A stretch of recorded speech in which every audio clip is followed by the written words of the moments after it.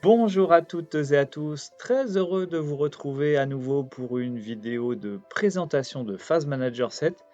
Cette fois-ci, je vais m'intéresser au nouveau module de montage vidéo. Vous savez, ce module qui va vous permettre de générer des vidéos de vos phasages travaux. Eh bien, ne perdons pas plus de temps et c'est parti.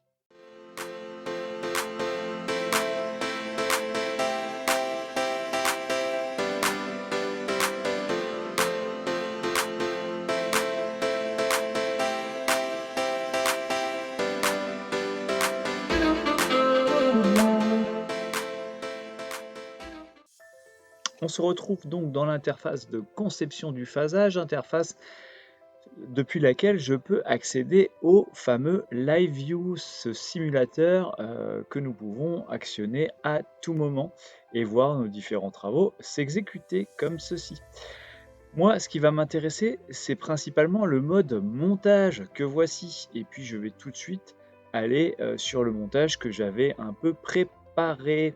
Je vais mettre la fenêtre en grand écran pour que tout le monde puisse voir correctement. Et donc, actuellement, nous avons le phasage qui défile sur 45 secondes à peu près. Et on voit nos différents travaux s'exécuter. D'accord? Donc voilà, avec différentes couleurs en fonction des travaux que nous sommes en train de réaliser.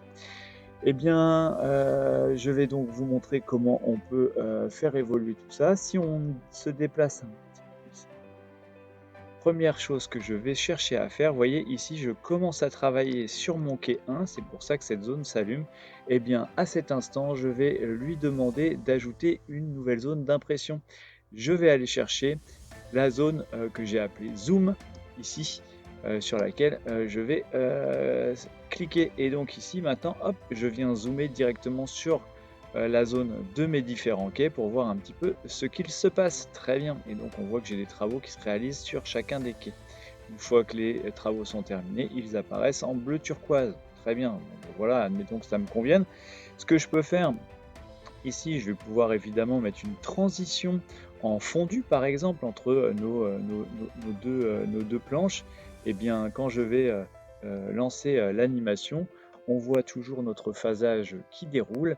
Et puis, à un moment donné, c'est-à-dire ici, hop, je vais passer en fondu directement sur la zone de mon projet. Ok, donc on peut jouer sur ces animations-là. Donc on peut agrandir, j'ai peut-être fait un fondu un peu long, mais voilà, on peut jouer là-dessus et puis vérifier si ça nous convient. Alors ça, on l'avait déjà dans la version précédente, on l'a clairement amélioré sur l'ergonomie. Mais on a été plus loin, on a ajouté des nouvelles fonctionnalités et notamment la possibilité pour vous d'ajouter une piste qui s'appelle la timeline.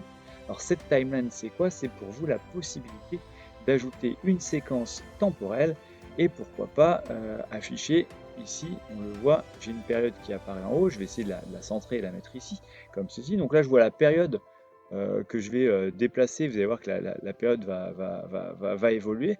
On peut aussi s'intéresser simplement à une seule date, on peut enlever les heures, on peut changer le format de date sans aucun problème.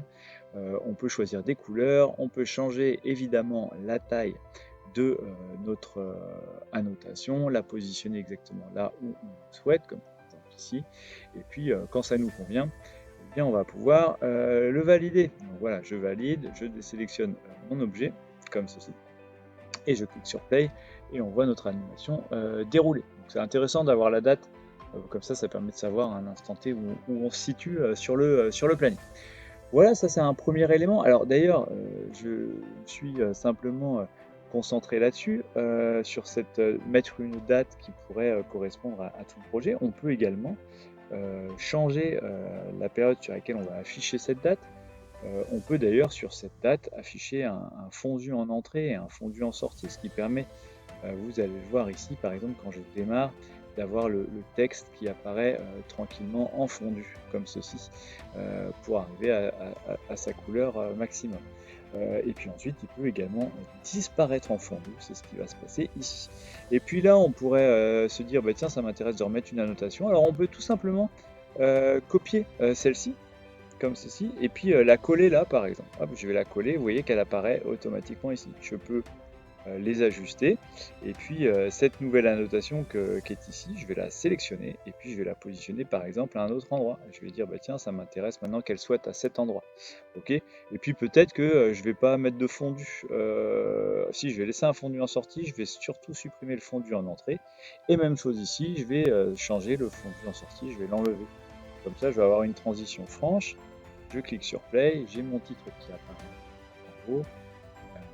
Je vais zoomer en fondu et hop, je vais passer maintenant ma date ailleurs. On peut faire des choses comme ça, voilà, on peut créer, on peut rajouter d'autres timelines, on peut faire ce qu'on veut. Voilà, c'est assez ludique, comme vous l'aurez compris. Ça ressemble beaucoup à un outil de montage d'ailleurs vidéo que vous pourriez avoir à la maison. On a également la possibilité d'ajouter du texte, par exemple. Donc je vais ajouter une piste de titre. Et par exemple, à cet endroit-là, je vais vouloir mettre un titre particulier. Donc je vais ajouter une nouvelle séquence et vous voyez qu'il va la mettre au droit de ma sélection. Cette séquence, je peux la sélectionner et je vais choisir le texte à afficher. Donc, par exemple, je vais mettre mes travaux,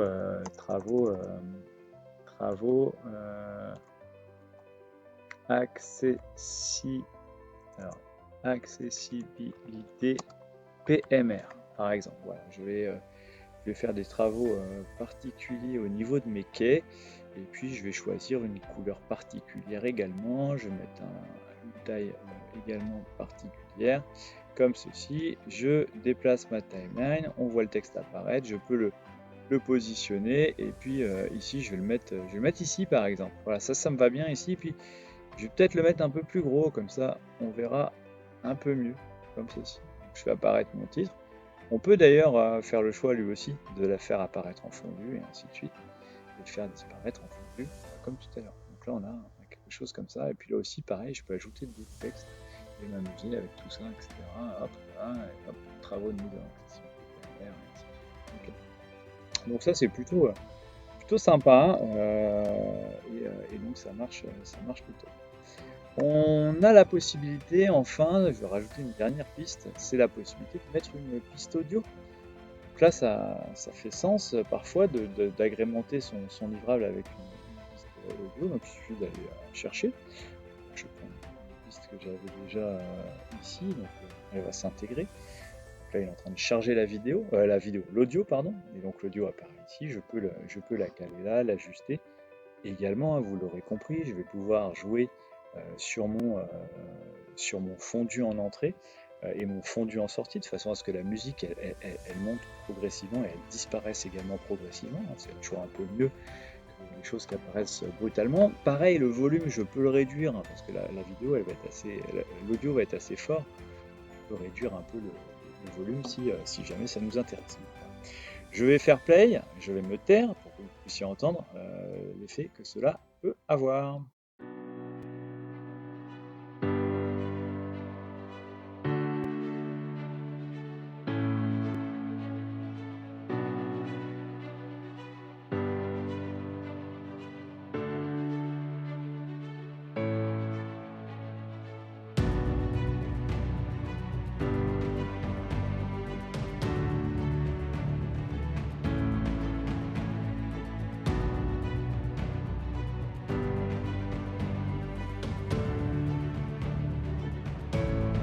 Voilà, vous l'aurez compris, je ne vais pas aller au bout, je voulais vous montrer la transition. Bref, on peut ajuster tout ça si ça ne nous convient pas, et puis rajouter d'autres éléments, etc. Aller sur des montages beaucoup plus complexes si on le souhaite.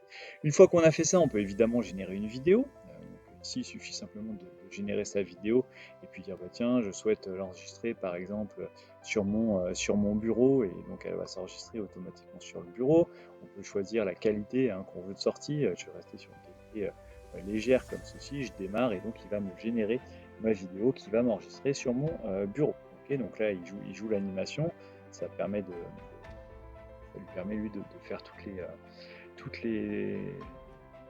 les séquences. Donc ça met plus ou moins de temps. Voilà, je suis à 65%, 66%, ça va pas tarder à se terminer.